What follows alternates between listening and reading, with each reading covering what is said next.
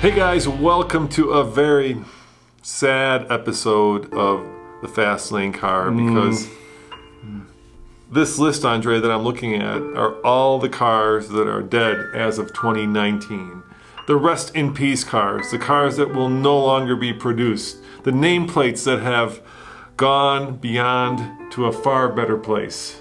But still, we have a glimpse, and we can still buy these now before they go away, right? Yeah, and that's why we have this top secret list behind us, because that is a list of the cars that Andre and I would buy before they go away. So at the end of this video, we're gonna unveil the cars that we would buy with our own money on this list. Now this list, of course, are cars and nameplates that are going away, and they're in alphabetical order. And we're gonna go over each of the cars, and there's a lot of them this year. Yeah. And they are cars, right? The SUVs and crossovers are selling strong. And trucks are still there. And trucks are still there. So these are mainly cars. It's been a really bad year. And we do this every year. And this year we decided to kind of do it ahead of time because there is such an enormous list of vehicles that is going away. And it's somewhat sad, and we wanted to tell you guys about it. Yeah. So let's start with Alfa Romeo. Yep. I remember when I went to the program, the initial unveiling of the 4C coupe. Yep. It was amazing in every way except for one. Yeah. It didn't have a manual transmission. So it was a carbon fiber tub. It was a high-tech car. It's sexy. It's kind of difficult to get in and out of it. It's more of a racetrack tool than an everyday tool. Yeah, it answered the question that I don't know how many people were asking. Does the Lotus Elise type car need a competitor? Yeah. And the answer apparently is no. Now keep in mind that the convertible is still being sold, but the coupe is going away. It also answered the question that how many glove boxes or cup holders do you need to make a car viable? And apparently it's more than none. Yes. But the 4C was an amazing car to drive. You could literally run over like a penny in the road and can still feel that you just drove over a penny. Yeah, the thing is sexy as, I can't say the word, especially in red. It's an Alfa Romeo. It's a forbidden fruit. For the longest time, we couldn't get Alfa Romeos. And man, I remember seeing it for the first time at the Geneva Auto Show. I was in love. And then I got to drive it on an autocross course. I was in love. And then I tried to get out of it, and I was an old man.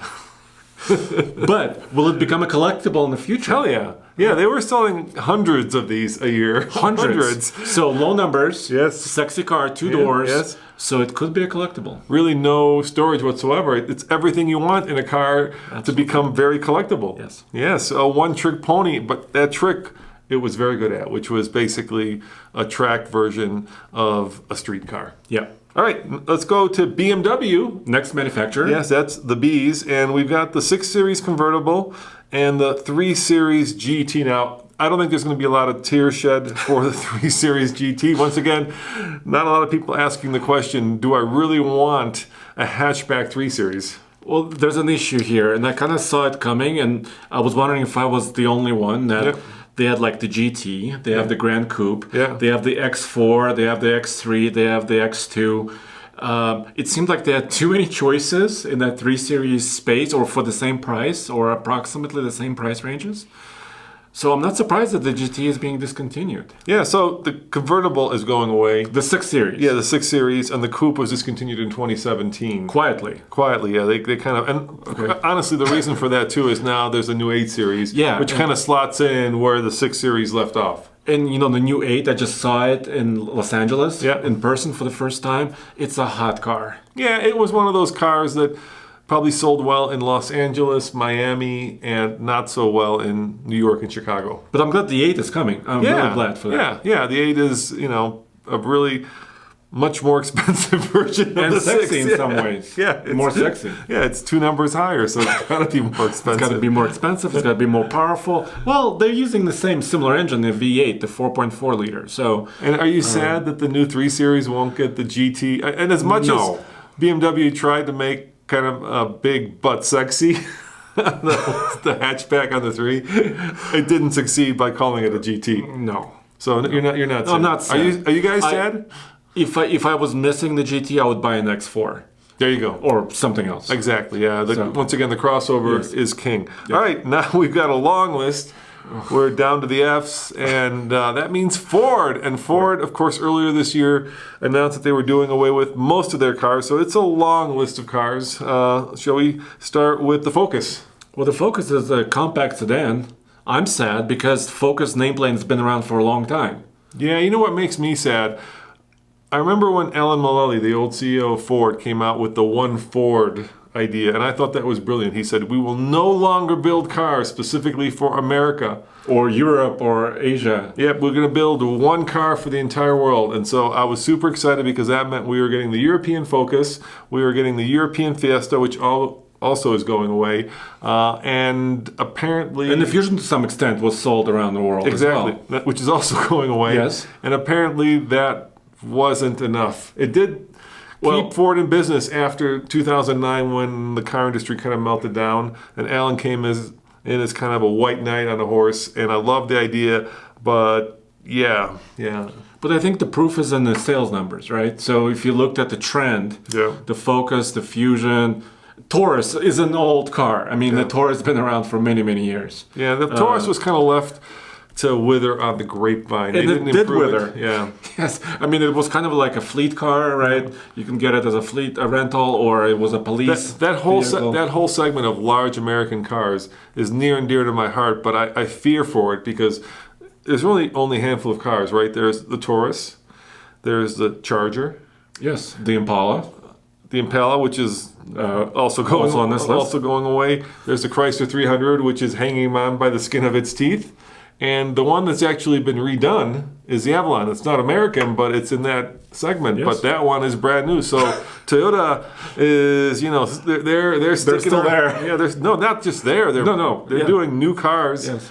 When everybody else is walking away from the segment. The C-Max, which is also going away, is an interesting one. I remember going to the launch of that, thinking to myself, this probably doesn't have enough oomph or gusto to actually be successful, right? It was their first plug-in hybrid. It tried to make you happy by when you drove it. There was this little cluster of happy leaves that would grow. Leaves were growing? Yeah, that would make you rewarded, give you a reward for driving well. But the thing is, Tesla got it right. If you're going to do a future car, it's got to look like a future car, right? The interior's got to be more than just a standard Ford. The exterior can't just be basically a people mover. It's just got to be sexy. It's got to be unique. It's got to be fast. And it's got to be fun. And unfortunately, the C-Max was efficient, but none of the other things. I'm a little surprised the C-Max is gone because in my mind it's kind of a crossover. Yeah. It's kind of a tall wagon hatchback vehicle, and it's really useful. I mean, it had a lot of interior space, or still has a lot of interior space. But what's the one component of crossovers that makes them crossovers besides them being tall and kind of... Well, I think price is a big deal. All-wheel drive, Andre. All-wheel drive. This one didn't have it. Didn't have it. But I think price, because remember there was also the Prius V. All-wheel drive, Andre. Really? Yeah, it's all-while drive. People expect their crossovers to be all-wheel drive. Come on, C-Max. I miss you. All right, I don't miss you, C-Max. Au revoir. Okay. Until we never meet again. Oh, no. It was efficient. Let's leave it at that. Okay. All right, General Motors just killed a whole bunch, and we're going to go down the order alphabetically. Why don't you do this one since I did the last one? Well, General Motors, once again, the theme is cars, sedans mainly. Let's start with Buick alphabetically. Yeah. Buick LaCrosse is their biggest sedan and recently redesigned. Didn't you go to the program on this? I did. Sedan? I did, yeah. I mean, in my mind, it's the classic kind of American large sedan, which is supposed to be comfortable, big, and just quiet. And I don't understand. I guess the numbers weren't there. I think it's a name. The name? Yeah, I love old American names, but it's a goofy name. LaCrosse. Yeah. Is it like a sport game that you play? I never got the name. Okay. It wasn't like an iconic nameplate like some. How about the Roadmaster or something? Like some cars, like Eldorado, right? That is an iconic, very American name. Okay. So I don't know. Yeah, it's a big American car, but the problem is it doesn't fit into the rest of Buick's lineup because Buick basically rebranded a lot of the Opel vehicles. So it's like a weird vehicle that doesn't exactly work. in today's market, and it's a car. But I think it's related to the other vehicles that GM is also axing, is because the Cadillac XTS is a very similar platform. Yep. Once again, front-wheel drive. The XTS has been around. It's been refreshed recently with new lights, but still it's an older platform. Also, the Impala is riding on a similar platform with front-wheel drive. So all three of those sedans are gone. And a lot of them are gone because of, obviously, plant closures. GM is closing 6 plants. Really unfortunate. And these cars that are, except for one of them that are on this list, are done because of plant closure. So it's Cadillac CT6, Cadillac that's another one. XTS, Cadillac ATS sedan. The coupe will stick around. The Chevy Impala, which we talked about, and the Chevy Volt, where the plant is being closed again. Not the Bolt, the Volt. Also the City Express, the Chevy City Express van. Yeah, which was a re-badged Nissan NV. I'm not surprised because that did not make much sense. No. I mean, you know, I'm not a big fan of rebadging. No. And Chevy has a wonderful and had a wonderful fleet of vans. And why they decided that they needed to go and take a Nissan and stick a Chevy badge on it, I don't know, and not develop it themselves. It seems like a folly from the get-go.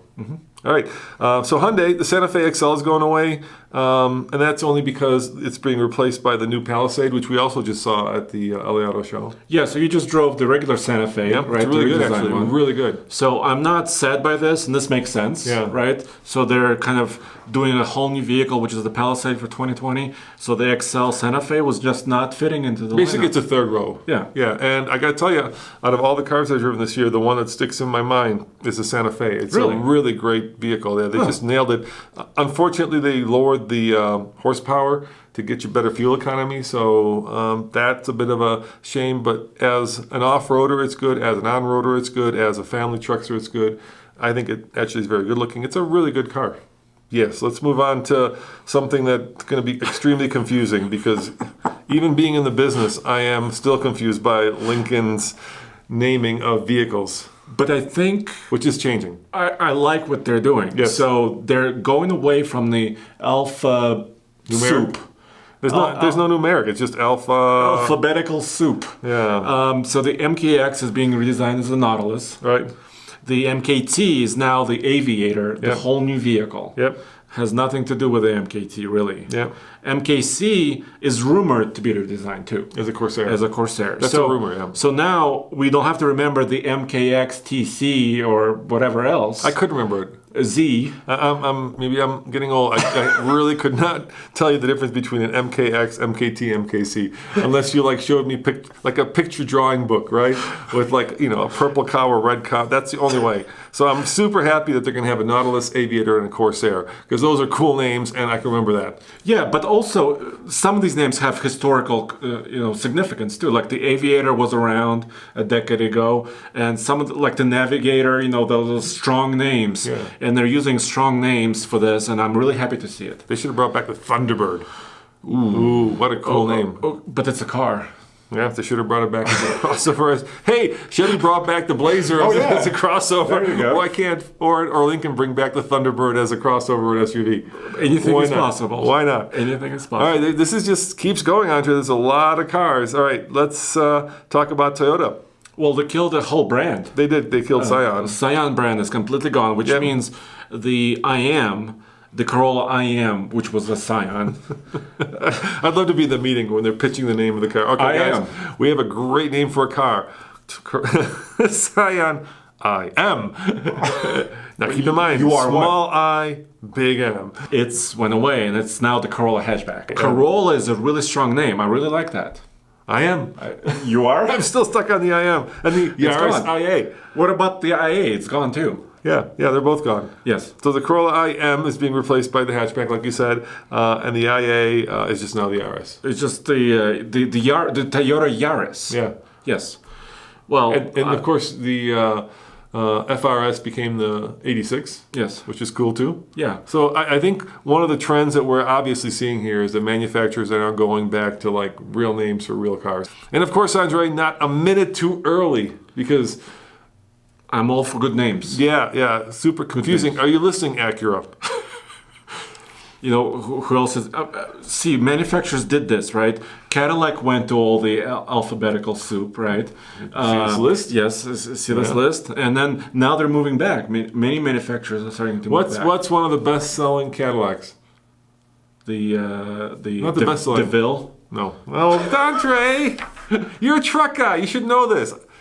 I thought you meant this cars. It's No, the Escalade. of course. And does that have a three-letter combination? No, it does not It's have got a three real letters. name, of course. It's not. It doesn't take brain surgery to figure out that people like real names on real trucks and real cars. All right. And the last car in this group. Oh, it's the VW Beetle. Yeah, they just launched the final edition. That was also at the Los Angeles Auto Show. They, of course, got rid of the original Beetle a long time ago. They stopped producing it in Mexico, and now they stopped producing the final edition Beetle. And it's pretty cool. It's got kind of cool wheels. It's got kind of a cool paint scheme. It's got kind of a cool interior. It's a cool car. Is it a car that's kind of out of its time now? I mean, it was used to be really popular, but now it's just... No. What's wrong with it? Why is it going away? Well, that's a long. Oh, Is it a long story? Do you guys have time? If you have time, I'll tell you why. First of all, the first reincarnation of the Beetle was very feminine. Yes. Right? They had a little bud vase. And this was very round. It was very round and very cute. And there's something about like very feminine cars that just does not work well with both men and women. It's very hard to sell very feminine cars to men, and I don't think it's that much easier to sell them to women. So it was cutesy, and then the second version Made it more butch? Yeah, they made it a little bit more masculine. Okay, sure. But maybe by that point the die had been cast, and it was already kind of considered a girl's car. So it's just kind of on a trajectory. That's one interpretation. I'm not sure I agree with Dave. I just said it. I think the reason, personally, is that they basically built it on a golf platform. And so the magic of the original Beetle was that it was rear-engined. Imagine like if they decided to make a 911 with a front engine. It just wouldn't sell, right? So why not? I know why they didn't put a rear engine in the back of the new Beetle, because it would have been very expensive and it would have not been viable potentially from like a production standpoint. But if they had done that, I think that the Beetle would now be soldiering on Well, maybe they can bring it back as an electric car like 5 years from now. with a big old electric motor in the back. Yeah. All right, so at the beginning of this video we promised you that we would tell you, if this were our money, which of these cars we would buy. And by the way, I just read a story that the Focus is very limited supply of dealerships. There's only like thousands of them left. You have to run out and get it. If you want it. And I might do that, but I haven't seen your. So should I unveil mine? Yeah, why don't you unveil yours, and then I'll tell you mine. So my top secret pick out of the cars that are going away. That you would buy with your money? Oh yeah! It's the Cadillac CT6. Wow, why? Do you know why? Why? Well, so I went to the launch of the car. So it represents what Cadillac and GM, for many reasons, their top engineering prowess. It had combined materials approach. They had new aluminum chassis parts. They got the hood lower. The whole car looked great. It was wide, it was big, it's long, it's American, it's comfortable. Then they introduced the Super Cruise, hands-free driving feature. $8,000. Yeah. So it was their top technology play in the sedan market. I can't believe it's going away. That's why I want it. Because I want to be one of the last people who has a CT6. Yeah.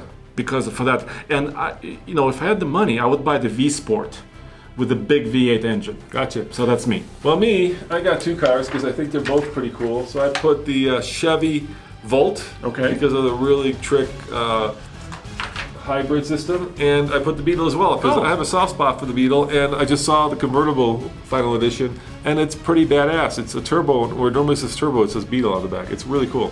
And you know what? I saw myself driving with the sun down, cruising down the road. Yeah, it was cool. You know what I just learned about the Volt also? What? They upgraded its charger to a faster charger. Yeah, it's a good vehicle. Right before it's going away. Yeah, the problem is, Tesla and eventually Toyota just outsold it, and so the Volt is going away. And I think that the latest version was just too Prius-like.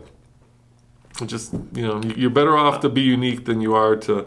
I'm telling you, CT6 is where it's at. I'm telling you. CT6. Volt, man. If CT6 had a real name, what would you call it? Like the DeVille. Yeah. The DeVille. Or something. The Brome. The Eldorado. The Eldorado. Yeah. If it had been the Eldorado, it would still be being made. I think you're right. And if it was front-wheel drive, like the Eldorado. No. All-wheel drive. Dude, it was cool. I Back know. in the day, I a know. giant front-wheel drive Cadillac along with the Buick Riviera was way cool. I know. Yeah. And now, of course, it's the opposite way around. Maybe if it was like only like one-wheel drive, going back to the really old days. Well, guys, thanks for watching. We really appreciate you kind of going down this list with us. Let us know in the comments below which of these you would buy with your own money. If you wanted something that was going to be the final edition of a car. Or unique. Yeah, unique. Somewhat unique. As always, this is Roman. And Andre, and go back to tflcar.com for my news, views, and Of course, real world reviews. See you guys next time. Ciao.